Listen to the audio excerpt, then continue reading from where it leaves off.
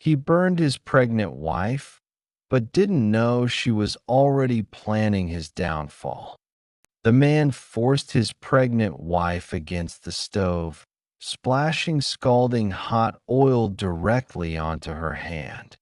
He then turned and spoke softly to the woman on the phone, saying he'd come pick her up immediately. Her hand instantly blistered, the excruciating pain making her tremble, yet she bit her lip to keep quiet. The man, annoyed by her presence, kicked her against the wall, grabbed his coat, and left without a second glance. His wife's bleeding hand and slightly protruding belly drew the attention of a neighbor who knocked on the door but was met with a barrage of insults from the man.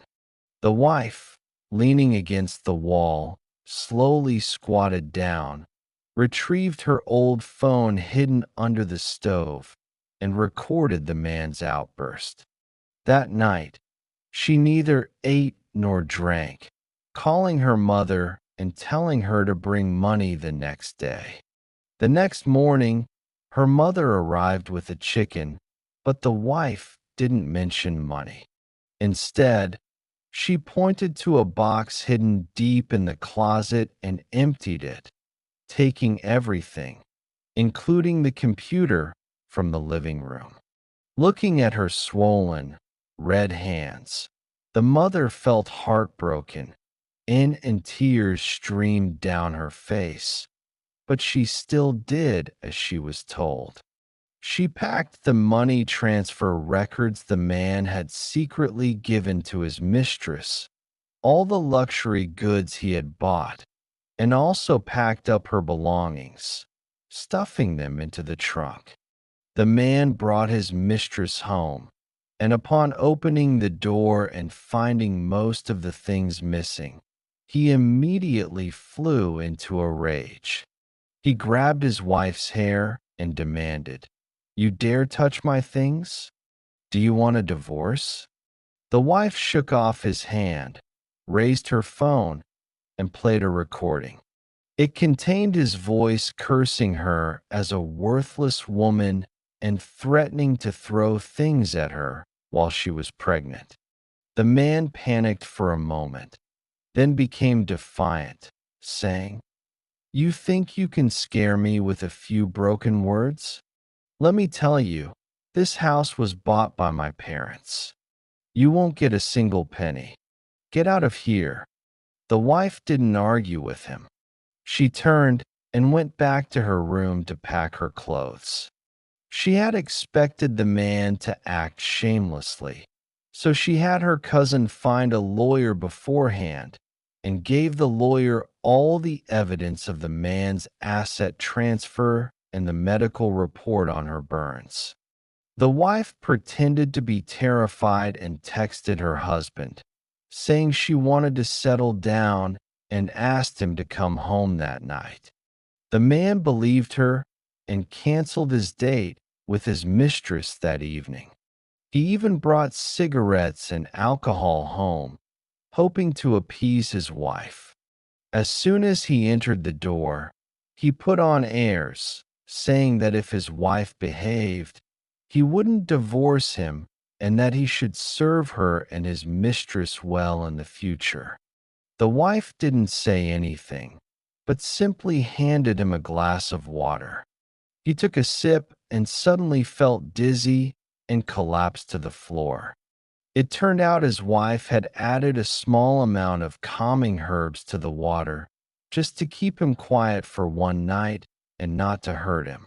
The husband lay on the floor cursing, but the wife suddenly produced a divorce agreement and complete evidence of his infidelity and domestic violence, slamming it in front of him and demanding he sign it, threatening to hand it all over to the court and leave him with nothing. The man was now frightened and slammed his fist on the table, threatening, "You dare! My parents won't let you get away with this."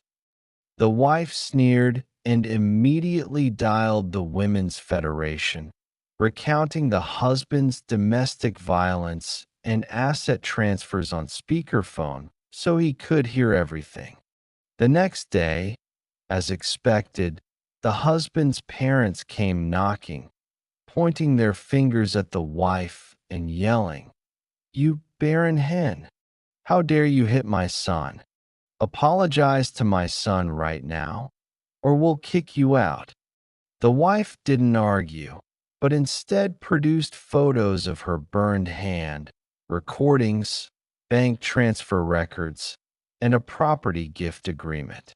At the wedding, her in-laws had voluntarily gifted the house to the couple. They were stunned, having completely forgotten about it and still believing the house was theirs. Unable to get the property, the husband tried to grab his wife's dowry jewelry, reaching for her neck, but she grabbed his wrist, causing him to scream in pain. The wife had her cousin waiting at the door. He rushed in, restrained the man, and called the police. When the police arrived and reviewed the evidence, they warned the man on the spot, informing him that further domestic violence would result in his detention.